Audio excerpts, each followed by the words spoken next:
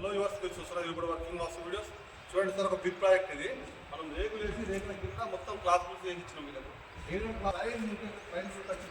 చూడడానికి కూడా మంచి జైంటింగ్ కానీ బాండింగ్ కానీ చేసినాం. అస్సలే బిల్కుల్ క్రాక్ రాకుండా, ఎటువంటి విషయం కాకుండా. ప్లస్ ఇంకొకటి ఒక్క డోర్స్ వేసేది 38x78 డోర్స్ వేయించేసాం. విండోస్ వచ్చేసి 4x6 విండోస్ ఈ విధంగా ఫ్రంట్ విండో ఇచ్చినాం. బ్యాక్ విండో వచ్చేసి 4x4 బ్యాక్ విండో ఇచ్చేసాం. బాల్కనీ కూడా ఎడ్జ్గా మనం బాల్కనీ తీసుకున్నాం. ఈ ప్రతిదీ ఒక్కటి మనం కేర్ అండ్ కేర్గా చేసేసాం. దీనికి ఎందుకు ఇంతలేదు క్లాస్ చెప్పాల్సి వచ్చిందంటే, ఇప్పుడు చూడండి, ఈ బాల్కనీ ఇప్పుడు ఇది ఆల్రెడీ మీరు పిల్లర్స్ వేసుకుంది డిమాలిష్ చేసిన 22+2 3 మీద వేసుకున్న వర్క్ ఇది. అయితే ఈ విధంగా వేసినట్టు డిమాలిష్ చేసిన తర్వాత మనం నీట్గా ఈ విధంగా మనం చేసుకోవచ్చు. మీకు ఎటువంటి పర్మిషన్ కానీ మళ్ళీ ఇంకొకటి, మన స్లాబ్ కూడా కింద ఉన్న క్లాస్ రూమ్స్ కూడా హీట్ కాకుండా ఉంటాయి, సింక్ కాకుండా ఉంటాయి. ప్లస్ ఇంకొకటి మన స్లాబ్ కూడా ఖరాబ్ కాకుండా ఉంటుంది. నుంచి రేపు నుంచి రెయిన్ వాటర్ వస్తుంది, రెయిన్ వాటర్ వచ్చేది మన డ్రై లైన్స్ నుంచి వెళ్ళిపోతూ ఉంటుంది. ప్లస్ ఇంకోటి క్లాస్ రూమ్లో కూడా మనం వచ్చేసి వీప్యాన్స్ మొత్తం ఫిలింగ్ చేసి ఇచ్చినాం వీళ్ళకి. సార్ నీట్గా అంటే నీట్గా వీప్యాన్స్ ఫిలింగ్ చేసి ఇచ్చినాం. ఇక్కడ దాకా ఒక్కసారి మీరు చూడండి, మీరు మొత్తం వీప్యాన్స్ ఫిలింగ్ చేసి ఇచ్చేసినాం సార్.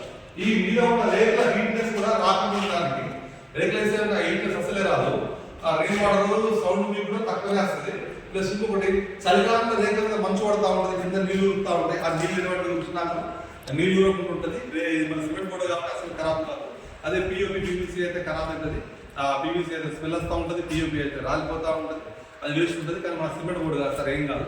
ఈ సిస్టమ్ బోర్డుతో చేసినటువంటి వర్క్ ఇది. ఈ విధంగా మనం నీట్గా తీసుకొచ్చిన ప్రాజెక్ట్ సార్ ఇది. ఇది మీకు ఎందుకు చెప్తున్నాను నేను పదే అంటే, మీరు ఇట్లా క్లాస్ రూమ్ చేసుకుంటే కాదు, మన G+2 ఫ్లోర్ బిల్డింగ్ పర్మిషన్ ఉంది. G+3 లేని దానికి ఈ విధంగా చేసుకుంటే బాగుంటుంది.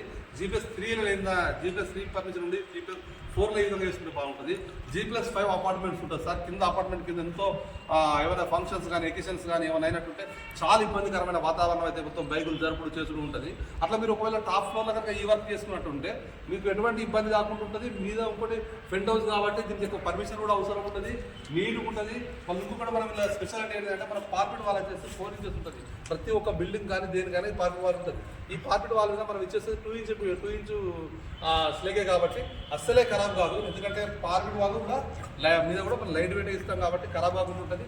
ప్లేస్ అస్సలే వేస్ట్ కాకుండా. మినిమం ఒక అపార్ట్మెంట్ 6,000 నుంచి 7,000 8,000 స్క్వేర్ ఫీట్ ఉంటుంది. మీద ఒక మినీ ఫంక్షన్ హాల్ కూడా కట్టుకోవచ్చు, అంత బాగుంటుంది. జిమ్కి యూజ్ చేసుకోవచ్చు, అకేషన్స్ అయితే యూజ్ చేసుకోవచ్చు, ఏమైనా ఫంక్షన్స్ అయితే యూజ్ చేసుకోవచ్చు. చాలా బాగుంటుంది.